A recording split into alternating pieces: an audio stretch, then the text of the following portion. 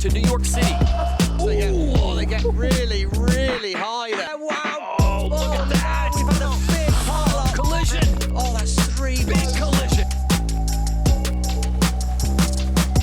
In the end, it is the Flying Roos that reign supreme in New York City. Welcome to Overreaction, Underreaction, where Lisa and I stand opposite each other, give our opinions on this weekend's racing and tell each other if we think it's rubbish or not. Over to you, Lisa. I think for me, maybe it's an overreaction, but I think the USA would have won if they weren't taken out by the Italians. I actually agree with that. I don't think that's an overreaction at all. I think that they were on fire in those first 2 races, and then race 3, obviously, we were just like, no.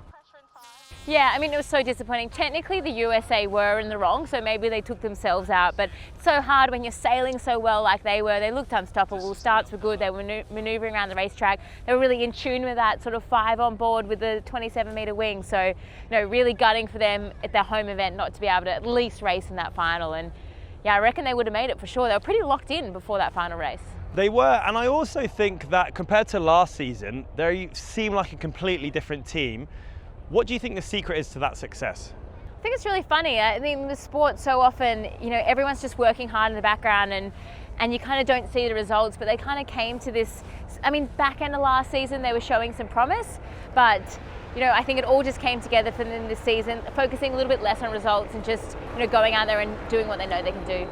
Speaking of results, is my first opinion, and that is that Great Britain, the Flying Roos, and obviously Los Gallos of Spain, I think are too far ahead in the season to be stopped this year.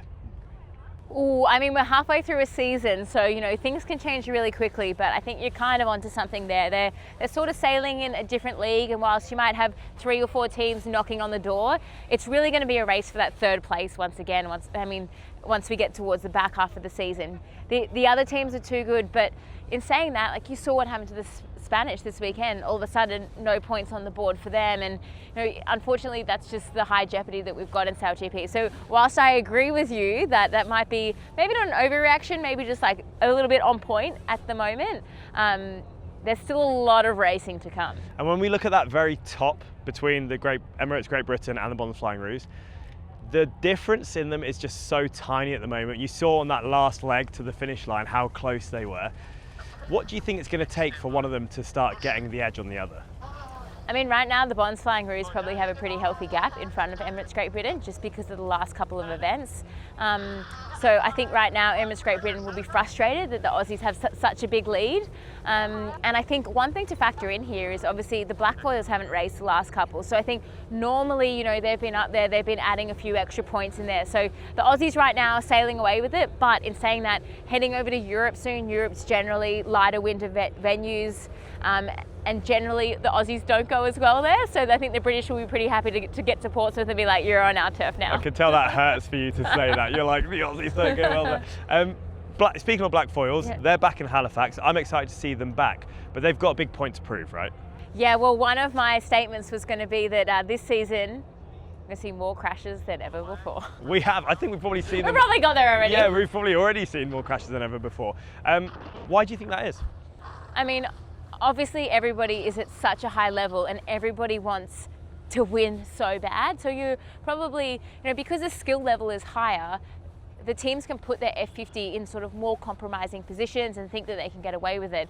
And, you know, with the competitiveness of the athletes out there, that they're willing to push harder than ever before as well.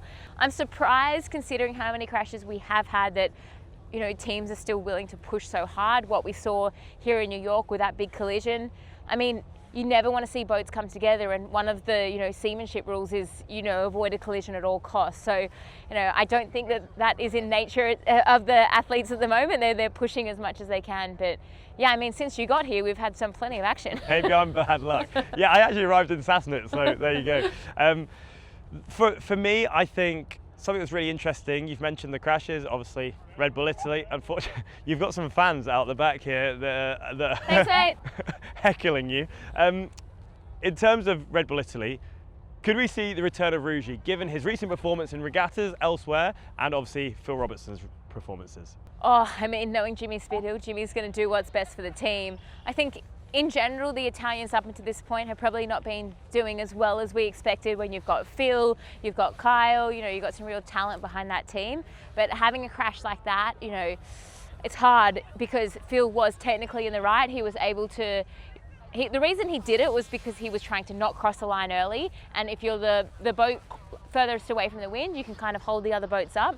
But whilst it was like a slow turn up, it was still pretty quick when everyone's going that fast. So, you know, I think there'll be some real tough conversations. You know, Rugi is obviously a really talented sailor. Did he have enough time to prove himself? Did Jimmy get a little bit like, oh, let's just chuck Phil in, he's available? So, I don't know, maybe it's an overreaction, but you know, stranger things have happened. What do you think? Yeah, no, I agree. I think that everyone's place is highly contestable here at SailGP. The standard is getting higher. It's ridiculously high, and you see them out there, you see them competing like their life depends on it, and you see them throwing boats into maneuvers and positions that they perhaps wouldn't have done a few years ago. So it's heating up, it's hotting up, and it's been a bit of a controversial event. We're saying some controversial things, and New York has been very kind to us. We're on to Halifax next. What do you think we can expect? Oh, we can expect more controversy. I mean, there's always more overreactions that we could have this weekend. So you know, Halifax was an incredible event last time we were there. The crowds were absolutely insane. The racing is incredible because we're in this sort of river, and then they turn around the bottom gate and there's just jetty where it's just full of crowds. There's nowhere to go. So lots of rules were getting thrown around there. You know, we had Australia capsizing there because of the gusty winds. So, you know, I'm really looking forward to it. And, you know, I think it was really cool to see the Canadian team have a little bit of momentum going into the home event. Yeah, and to make a final, the event before your home event is going to put them in a really nice, strong position going into Halifax. Especially with the season they've had so far. They needed a good one on the board, and no better time than now. Yeah, it seemed like everyone was like really happy that Canada made that final.